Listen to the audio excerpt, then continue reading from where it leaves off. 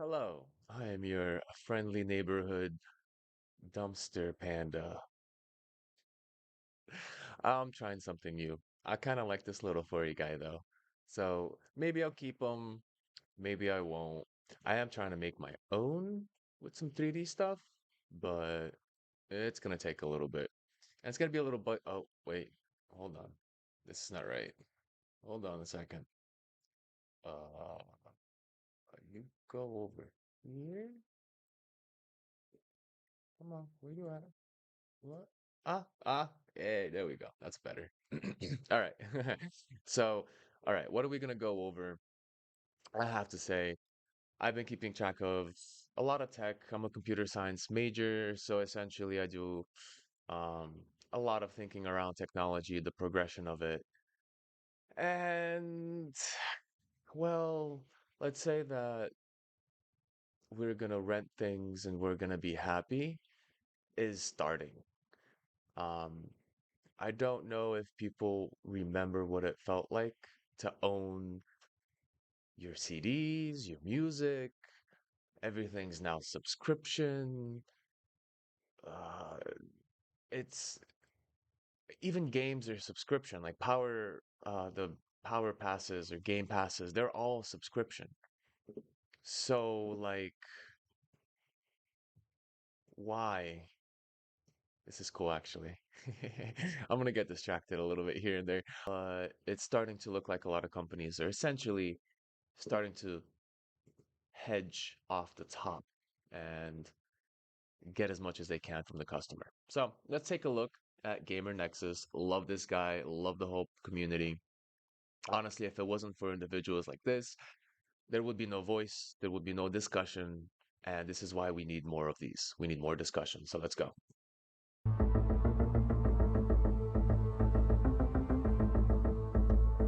Yeah, what's up?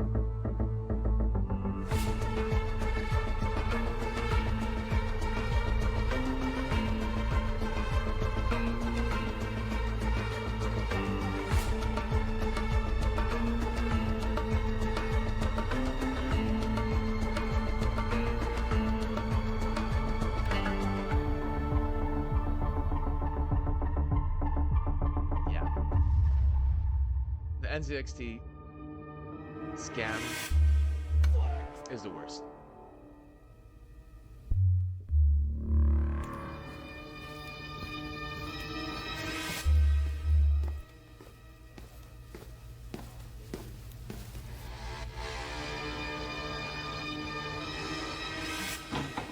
Yeah, yeah. Mm-hmm. You now own Endgame on a PC starting at $59. Symbolic, but he probably didn't actually throw it away, did he? Did he? Wait a minute. He's just so disappointed. Understandable. Welcome to NZXT Flex! Jesus. And keep in mind the marketing. It's all marketing, man. Companies don't spend millions, if not billions of dollars on marketing if it wasn't to get us to do what they want us them. Sorry about that. Let me rethink that. To get us to do what they want us to do. Words sometimes can be a little exhausting.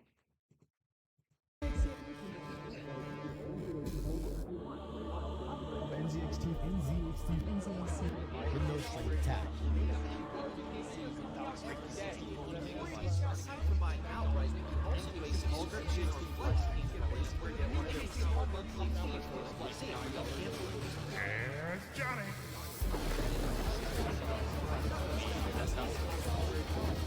Take my money. That's it. Everything I have. You could literally get one of these PCs for 1 month and then win a Fortnite tournament or something and have enough money to buy your own PC. The way they play with your emotions. You'll see. We brought you this video with the new limited edition 2024 Disappointment PC t-shirt on store.gamersnexus.net. Like a band tour date shirt of never-ending disappointment, this shirt features a brand new design approach for us. It uses a dithered dot pattern at the bottom of a waterfall of green oxidation on the display. front for He fading deserves it. effect. just like how Intel's CPUs are faded. The back of the shirt has each of the major disappointments this There they year, are. including a CPU-shaped Now Zero that's a in product right 2024. there, showing Intel you makes all of multiple the appearances this time, corporations. with EK, Asus, and NZXT as runners-up. The front features a reprised FE Sad. hourglass design, this time broken, filled with rust and oxidation, and helmed by Intel's nightmarish CPU disaster. The components on the front are overgrown to represent a hopeful version of our dystopian megacorporate future. To support our testing efforts and consumer advocacy going into 2025, visit store.gamersnexus.net and grab one of these shirts in comfortable 100% cotton. The or in ever-going tri-blend. decay of They're in society. stock and shipping Yeah, now. I get Thank it. you for your support as we go into next year. This year had some excellent Corporations. launches, like the AMD 9800X3D, helping close out the year with a really strong CPU. The meshless AIO that we reviewed, with its unique cross-flow fan, was actually a pretty good case and innovative. There was also the Intel Battlemage V580, where all of us were on the edges of our seats trying to see if Intel's GPU division would live to see another day. And it looks like they probably will, because this was a good launch. The Haven case, the HS420, had excellent engineering Give it time. and build quality. This case came together extremely well. There were good things that happened this year, actually a lot of them. But we're not here for that. We already recapped the best things of the year. We have 3 whole videos on it. Yep, that we put out in the last couple weeks, so you check those out if that's what you want. What we're here for is all of this stuff. And then we ran out of tables. Otherwise, there would be more stuff. The Silicon Desert. The year started out slow. It started with just sort of bland GPUs. The Super Series, they weren't that super. They were kind of lame. The 7600 really? XT followed that up, strapping a bunch Wouldn't of have thought. VRAM onto a card that really can't do anything with it. And then there was AMD's misconfigured STAPM, which is an acronym no one remembers on a CPU that also nobody remembers. CableMod had its melting adapter issue where it actually issued a These are the small full things. recall for These are the and small then we things. get Give it to the give it a second. actual disappointments Yeah. for the years. All of this so far, it's just sort of standard. It's run of the Yeah, mill. stuff happens, you know, but It wouldn't have been a big loss if it fell. It's disappointing, but it's not truly what makes this series what it is. Nope. The MSI Claw helps to start that. there's that. Ew. It's squishy. So the MSI Claw launched and it failed. And then we get into the collapse of EK water blocks. Asus Yeah. scamming us with their warranty, warranty. process and what Warranties became a don't work. multi-part series, I mean, including a sit-down interview. not anymore. In our series of They're not sit-down here to interviews help with anymore. very uncomfortable executives. And then Just like health the insurance, Intel they're gonna instability nitpick every issues on little the detail 13th until and they can 14th say, gen "Hey, really sorry, started blowing up you still gotta with pay." some of Wendell's investigative work kicking that off. Here's Johnny. Oh, Intel okay had then. multiple generations of products malfunctioning from major degradation issues, something that's still happening today to CPUs that started degrading prior to the multiple rounds of BIOS updates. In other disappointments, we had multiple companies expose their warranty servers publicly. Zen 5 caused absolute chaos at launch, a $5,000 computer from Corsair, a case from Corsair, and a rental computer with the dystopian future set Yeah. by a CEO. That's my who concern right there. Can't even say the words "we messed up" NZXT. without 2 cuts in 3 words. I want to acknowledge that we messed up. But ultimately, the big name executives think they set the stage for what's going to be talked about. So let's just see what they thought we'd be Plug talking your ears. about for this year. AI, So- AI, AI, AI, AI, AI, AI, AI, AI, AI, AI, AI, AI, AI, AI, AI, AI. Wow! We'll My start the God. recap with NVIDIA, which hopefully won't disappoint us this January. But for 2024, they did. The Super Series started us off. And looking back at the year in its entirety, somehow these cards, they no longer seem quite as disappointing as some of the other launches. Lame, yes. And in that sense, by extension, disappointing. But not quite as bad as what Because we'll you're get not to doing as later. bad as the others doesn't The mean you're 40 doing Super good. Series in general, You know what I is mean? Sort of best summed up Right. by what was that word You can't we just used in lower our the bar review? like that. Meh. But it was so boring and lame that in our 4080 Super review, Meh. we didn't even publish individual game charts for the benchmarks. We published this chart showing the 4080 versus the 4080 Super, telling you, unlike NVIDIA and AMD with the RX 7600 XT launch, we're not going to waste anyone's time with bullshit today. The answer is 1 to 3%. We spent 20 hours testing and validating that behavior, and now we can produce our one-sentence review, which is 1 to 3% better. The 4070 Super joined the 4070 in what turned out to be a little bit of a confusing launch. Both of them existed at the same time, but it was the least lame of the three. And actually, some of our commenters summed it up the best. This commenter wrote, quote, "Pretty good specs for a $400 GPU. It is $400, right? Right? And then there was the 4070 Ti Super, which is a name, and that is the order of the suffixes. Only gamers know that joke. But the best thing that came out of the Super Series launch in general was selfishly just on our side, where we got to explore some new testing methodology and try to advance some things. So we played around with the concept of frames per joule or joules per frame, depending on how you look at it. And this commenter gave us the brightest moment of the 4070 Ti Super review. Quote, "Joules per frame means that you can also measure calories per frame, which means that you can also measure hamburgers per frame, which means that you can also measure pizzas per second as frame rate." But the Super Series wasn't the only boring launch at the beginning of the year for GPUs. We also had, and we'll come back to Ubi subscribed, the AMD 7600 XT. They're refreshing it with the Super Series, and AMD's got the 7600 XT coming out tomorrow. I don't think I get to go home tonight or tomorrow night. Nope. But we'll get them done. In what was one of our funnier thumbnail poses and more direct and helpful thumbnail texts of the year, we found the 7600 XT to simply not be worth it. But hard to find. These were mostly just, again, boring, sort of lightly disappointing, like an appetizer of disappointment. Let's move on to the truly disappointing stuff. In hardware news this year, we read multiple stories about Ubisoft's obsession with moving gaming to subscriptions, saying that you should just get used to it. And Ubisoft recently found itself in controversy for statements about subscription models in video games and for video game purchasing. We'd love to read the Forbes article on it, but we couldn't find the article on this page, so we went to PC Gamer. We couldn't find the article on that page either. The short version of what happened is Ubisoft's executive said this, quote, "One of the things we saw is that gamers are used to, a little bit like DVD, having and owning their games. That's the consumer shift that needs to happen. They got comfortable not owning their CD collection or DVD collection. That's the problem. We got comfortable, guys. It's slower to happen in games. Think about that. It's about feeling comfortable with not What is ownership, but not you owning a house to give it to your family down the line? To $2.63 per share. The generational wealth that continues. Per share. Ubisoft has been Ubisuit for what the firm says is duping customers. And the company announced plans to shut down its brand new game, X Defiant, killing the online service title within a year of its launch. A lot of these games are just dying fast. All of its content. And maybe Ubisoft would find more success if it added loot boxes and gambit mechanics to its games. Probably make a lot of money doing that.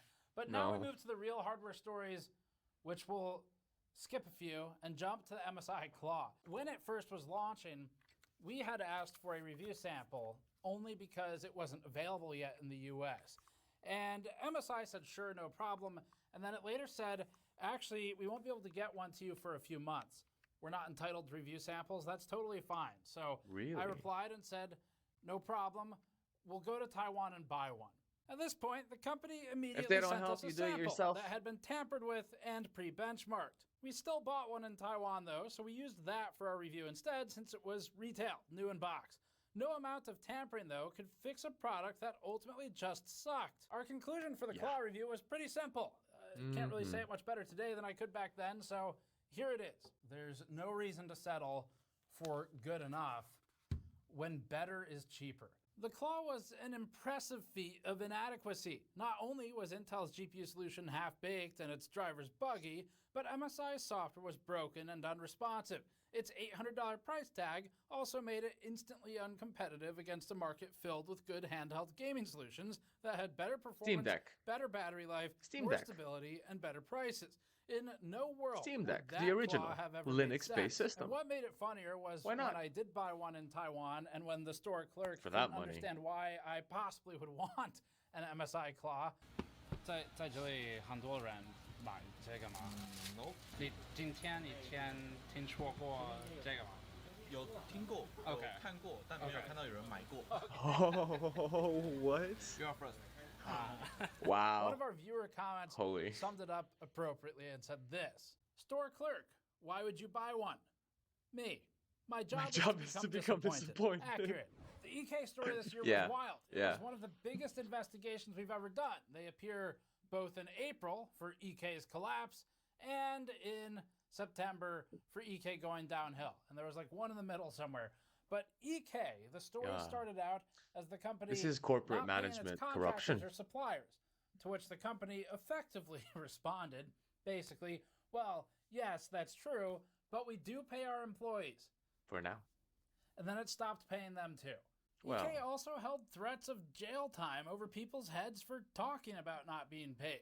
And the deeper we dug into the EK story, the more intriguing it was. We made this actual red-string map and eventually found a number of questionable ties and seemingly endless drains on resources to friends of EK executives rather than paying its own staff or suppliers.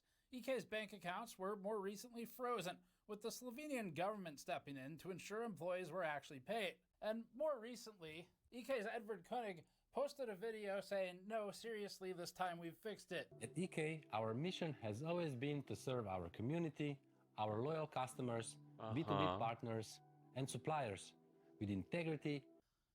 I don't know. Maybe they sprayed perfume on the rotting fish head or something. But they say they've Smells fixed a little bit better. And EK's former CEO of EK Americas, Kat Silberstein, has since departed EK Americas and gone to form Bits Power Americas. Great. Good.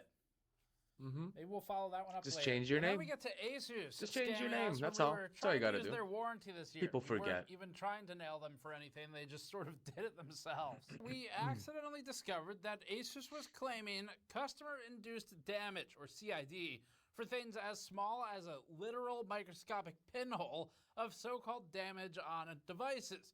And then it would use that to charge customers for repairs which would be totally unrelated, so that they could then get money even though they should be fulfilling a warranty. Yeah. In our situation, Asus Yeah. demanded that we pay nearly $200 for a defect that is covered under warranty and is caused by Asus because... Where is it? There it is. Because of this. Can you see it? Let me... No. If I could just have... I'll hold it really steady. If I could just have the editors zoom in like 10,000x in post, and you still can't see it. But we have microscope shots of it, and that's what caused the problem. There it In its is. emails to us as customers, Asus then threatened to send the device back What a warranty disassembled breaker, huh, guys? if we didn't accept what felt like an extortion charge. We had hundreds of viewer emails. It's like the mafia about the holding same your tech. practices from Asus, not just for the Ally, but like everything that Asus makes. And we actually are still getting some today, but a lot of it has slowed down. It seemed likely Asus was breaking some laws. And because of that, we recruited an outside lawyer to help explain some things to us, Vincent Augusta. That's a good idea. Then we brought in Nathan Proctor from PIRG, or the Public Interest Research Group, to help explain warranty laws and consumer rights. He was recommended to us by Louis Rossman, certainly whom you all are familiar with. So it was great working with all three of these people on this piece, and here's some clips from it. I don't think it was the right thing to do, and I think I think they have some real exposure here. So one thing that you can start with, one way of categorizing a situation where someone is making And here's just a little thing. EK and all these corporations that are outside of the United States, they don't have as rigorous of a watchful eye. You know, at one time it was journalism. A journalist with the right observation on abuse of consumers can break the whole company. Today, we don't have journalism. We have narrative writing. We have media entities and heads that are trying to tell us what's happening from a narrative perspective versus a actual piece of data and informative perspective. So when you have that lapse, that missing piece of accountability, which is prominent in EK and other countries that don't have as much accountability. Even in the US, we still have accountability, kind of. It's technically through word of mouth that we have to depend on this accountability, like individuals like Gamers Nexus and us, the rest of us, to actually be aware and then inform others because we're not going to get this information from any TV source. So other countries, the way that they treat their customers, the way they treat their warranties, the way they treat their products, the way they try to write off issues as a little itty bitty scratch on my device is going to break my warranty, that's abuse that's not being accounted for because they don't have those same regulations.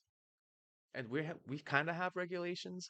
There's a lot of workarounds and loopholes in our system because it's overburdened with countless things.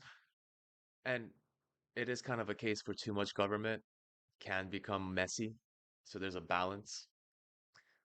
But your intentions are clear when you observe a country that has little regulations and what the corporations do there versus what the corporations would like to do in our country, in the United States. Not given the ability to, but given the lobbying and the time and the sneaking in of bills, eventually these loopholes start getting created. One of the previous videos, I had a little bit of an observation of Marvel rivals.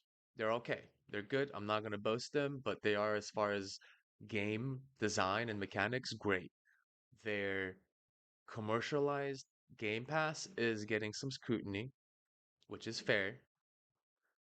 And I'm not going to I don't buy skins. I don't waste money on games. If I find a game that I want to pay for, it's probably because of storyline, because I can play with friends on a repetitive manner that's fun. But if I play a free-to-play game, I'm not gonna buy stuff from it. I'm gonna maybe grind, but not really. I'm just there to play a couple of times, get my mind off of work, and then continue doing work afterwards. I'm not going to spend any money on it. So to me, it's not a big concern. But to others that actually take these things seriously, it's a big concern. And within that sort of video, there was a whole kind of spew, a little bit of a tangent, where I went into patents, and there's a whole loophole system where lawyers and judges, actual judges, government judges, can benefit from these loopholes. Buying a patent from a bankrupt company, putting that patent in a shell company, and then using this database of the shell company patent, all the patents they've bought, to basically try and find someone out there. That's their job. Lawyers are there to basically find work for themselves. So they're going to find a company that has an idea that some little bit of detail intersects with their patent. And then they're going to say, hey, patent infringement. We talked to the judge, which, by the way, is our papa. The actual lawyer and the judges are family. Ain't that fun? Wish I had a family that was connected, right?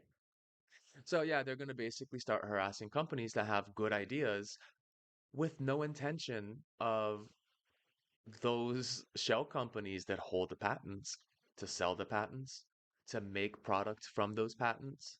There's no productive aspect to that. And this is an existing feature of our government in accordance with the capitalistic side. That's the important part. When government mixes with anything, it's bad. When government mixes with religion, it's bad. When government mixes with capitalism, also bad. And whoever has any sort of incentive to change the system for themselves, well, there's going to be a family, a papa, a dad that's a judge, a father that is the judge of a governmental system in Texas. and then the son, who's a lawyer, who's finding clients, and then getting Papa to sign off on them. This is just human nature. We cannot disqualify human nature, and we should be very skeptical of these kind of things. Small tangent, I just wanted to clear that out. We need more people that are looking at these details. So, all right, let's keep going. An offer to sell unnecessary services or exploiting someone based off of price. You can categorize a situation like that as fraudulent. Asus eventually posted a statement saying we were confused. It's kind of an odd precursor to the echo that we would experience. Oh, you just later don't with understand, you little-minded person, we were you. confused. Anyway, we set up an interview We are with professionals. Asus at Computex in Taiwan, and it was one of the most tense discussions We of my are career. professionals. The sentence is, currently we perform a full analysis of devices sent for RMA and send customers a comprehensive list of available repairs, free and paid, in our messaging to customers. Is that a lie? On the positive side of this, we were able to come to some agreements, or rather sort of get Asus Spoiler to agree alert. to things that we'd brought to them as terms going into the interview. This is why when we do these interviews, when we're the ones who are leading the story, it helps because we can normally go in with a set of sort of reasonable demands that the company might actually agree to. In this situation, because we were already working on it so long, we had some things we're pretty sure Asus would agree to, and they did. So that was a positive. Asus made lots of promises on how it intended to improve. We published them on our website, Promises from a gamersnexus.net, corporation. which is free of any Don't get third-party too ads. excited. And in some instances, we've been able to directly see people through the new steps to get their support actually fulfilled. So that was nice to see. Anyway, Asus probably wasn't the worst handling of a major screw-up this year. That would go to maybe Intel. The Disappointment Tour shirt is completely covered in Intel references this year. We have Intel's instability, into Intel needs help, into Intel oxidation, then it's Intel again.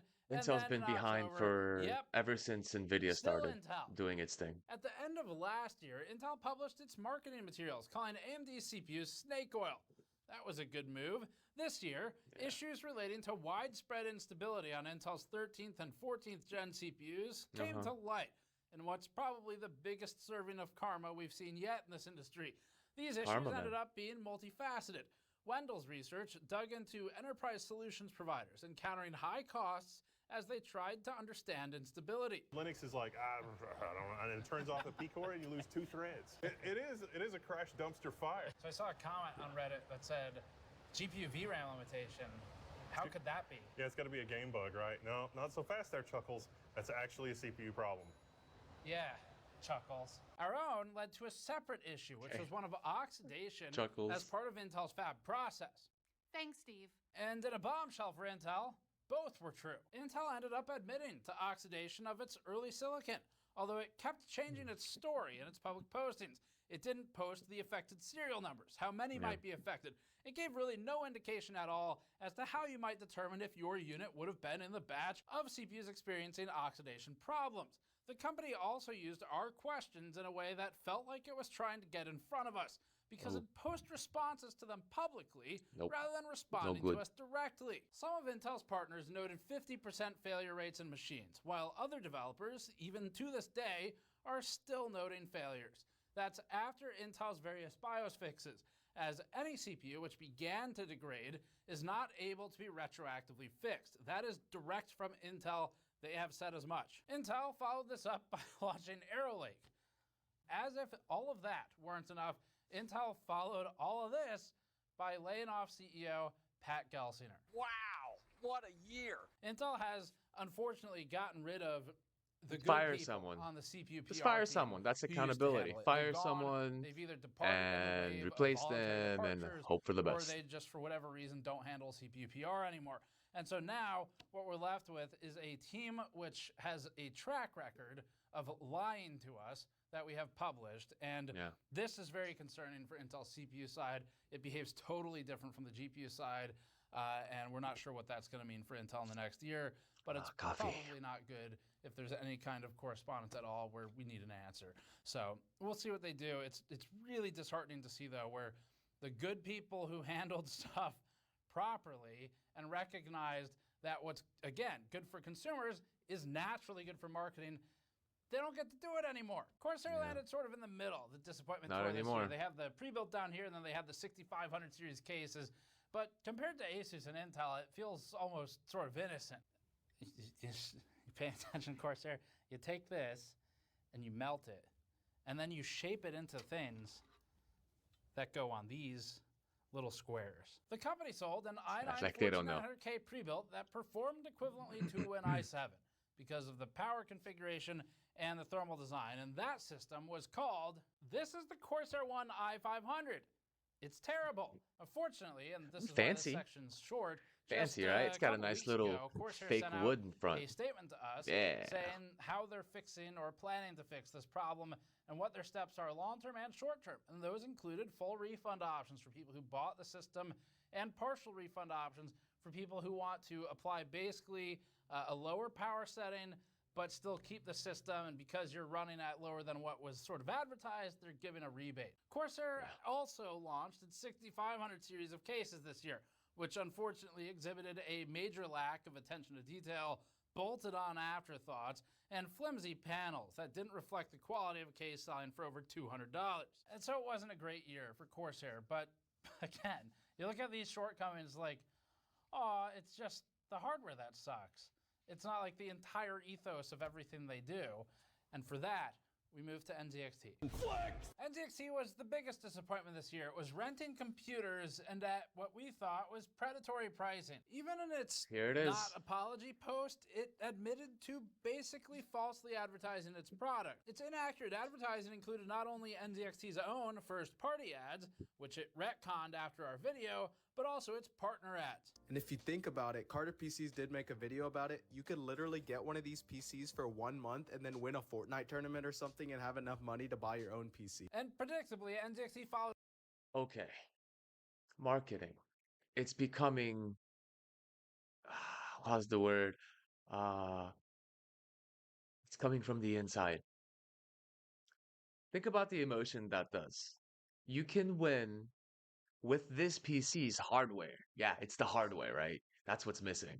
With this PC's hardware, you can win money to pay off the rented device. That's the logic here. What's the percentage chance? How many people enter to try and win? It's just not realistic. And marketing nowadays, I think it should be illegal. Not that you can control it anyway, especially with the internet and everyone being a sponsor to something nowadays. You just kind of have to identify when people are playing with your emotions and trying to give you a lottery ticket to something.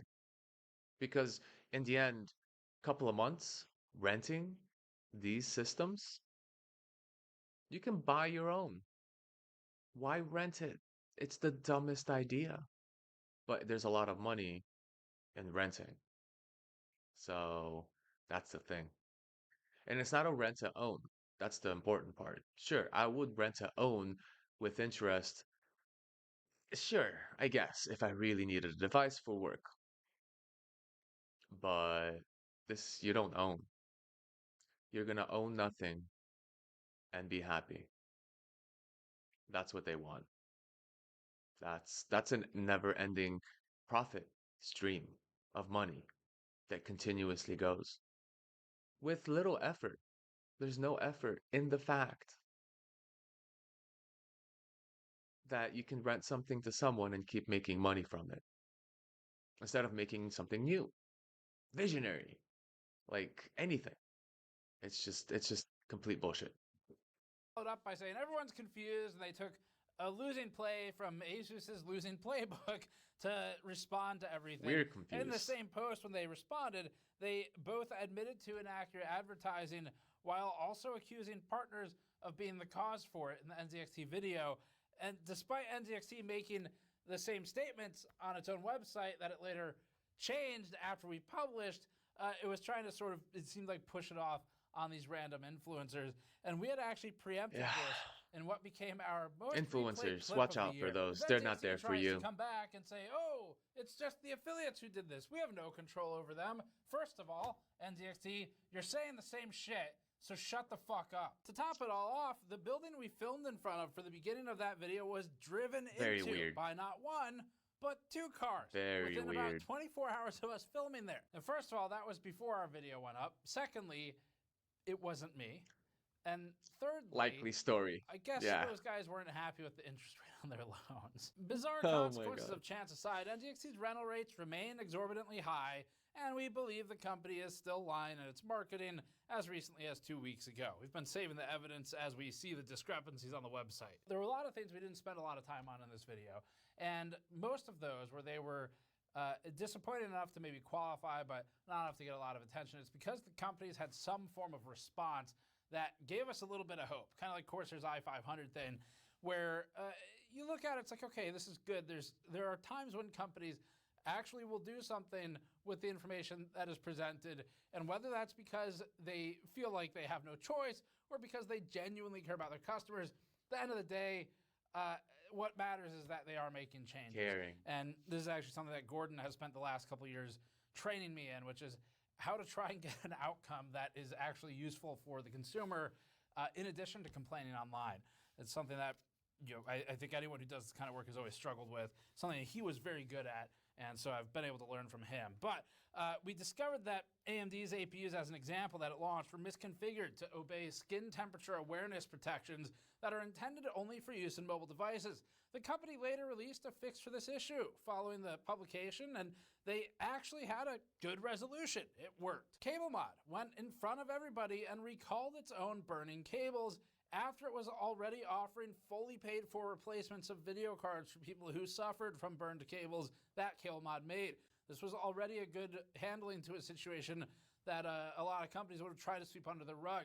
This led us to running a full deep dive failure analysis of the messy 12-volt high power standard, and the company has continued to openly communicate with us about its resolutions and what it's trying to do moving forward to get things right. So that was nice to see. Trikes launched its first case. Words. Lowest build quality Let's see some action now. Ever encountered. And then afterward, after a really kind of messy launch, it issued a statement to us with its plan to improve the product with a lot of steps that sounded pretty promising. We haven't seen those fully enacted yet, take some time, but it was nice to see a reception where they actually want to improve. Zotac had a publicly exposed upload bucket where you could Google search customer and other business information. The company closed this hole after we reported it to their B2B customers. That was also nice to see. This was actually a viewer-reported issue where the viewer discovered the vulnerability, pointed us towards it, and then we tried to get it fixed. MSI had over 600,000 records, years upon years of warranty and customer RMA information publicly available, again, just through a simple Google search. Also, once again, a viewer reported this to us, and we were able to replicate the issue. We disclosed it to MSI, and MSI resolved the issue after we reported it to them. So, although sometimes it feels like a never-ending train wreck in this industry, and that is part of the fun, And if it's nobody nice that keeps companies track, will institute change, whether that's out of genuine concern or out nothing of will simply ever being happen. required to. I was talking to Louis Rossman actually today before filming this, and he noted that one of the things that for him is a lot of fun is the fact that it's a giant clusterfuck. I mean, it's Lewis. Anyway, we have a lot of big plans for 2025. We're continuing the investigative series. We're continuing all the reviews. In terms of sort of big changes, I got Do the it. fan tester Keep running. going. The first Don't let him content, stop. The data is Help this fully guy out collected. if I you have one more guys- test. I'm gonna go next door and run. But I don't care fully about collected. sponsorships. I We're don't putting care that about video anything together other right now. than It's gonna be education. One of our first videos for this year. He I'm really needs that excited help. about it. It's Whatever. just Buy sort of the a shirt. beginning to the Everything he fan has. testing Go for it. and setting the Supporting groundwork him and experimenting with is it. Stuff supporting like that. So that'll everyone. be really fun. We have the usual case cooler reviews, continuing with some small iterative improvements to those. We just relaunched all that testing last year, so not a major overhaul, but the sort of ongoing improvements. And then GPU reviews got a massive overhaul just recently for ARC, and we're deploying that for the 50 series when it launches, and whatever else is coming out, maybe RDNA 4 or something. So, and then finally, we're going to keep publishing our video stuff in written format to the website. So if you ever want to just go see something archivally, you don't want to dig through YouTube, then you can check out gamersnexus.net. It has no third-party ads whatsoever, and it loads stupid fast. Wendell built it, and not having third-party ads helps with that. And we're going to keep publishing stuff there. We've been making a big effort in that in the last year. If you haven't checked it out in a while, you should check it out. Look at that Almost difference. everything we've reviewed. Did you in the catch that past shadow year or 2 years difference? actually now is up Ooh. on the site. So, all right, that's it for this one. It's a lot of fun, as always, doing these recaps. It is nice that there are some positives in addition to all of the entertaining negatives, it's going to be a packed January. There is a non-stop launch of hardware this month. So check back regularly and come back for the fan testing content because, like I said, it's one of the first videos we're doing for this year, and it'll be a lot of fun to try something new. So thanks for watching. Go to store.gamersnexus.net. Grab a t-shirt like this one. These are our limited... Yeah, definitely support the guy. Hold on, my little avatar, my little garbage panda is acting up. Oh, and auto calibrate. I got to do this from time to time. So, what did we learn today? A lot. And it's not even just in hardware.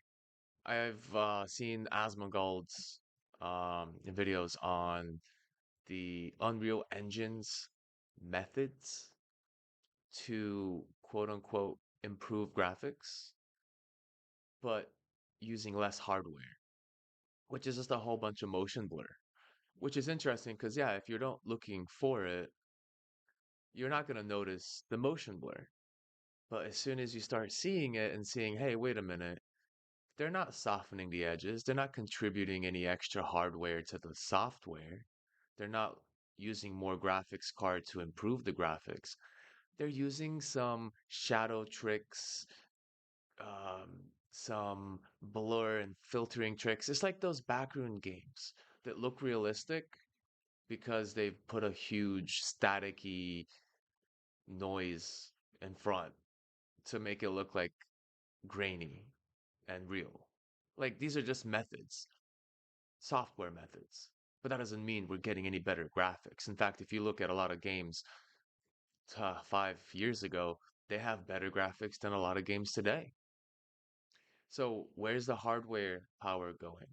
Where's the development going? It just seems like we're degrading everything to save money and then increasing the costs of everything because it's new age and futuristic and all this kind of BS, marketing BS. So support Gamers Nexus. Definitely if you can. If you guys like these kind of videos, if you like this avatar, I'll probably do some more of these sort of watch throughs and putting more info into some of these. But he basically summarized everything. He summarized it great. He has plenty of the videos that go into more detail. So I recommend you guys going for that. But other than that, make sure you subscribe, make sure you like, and let me know what you think about these formats. Bye.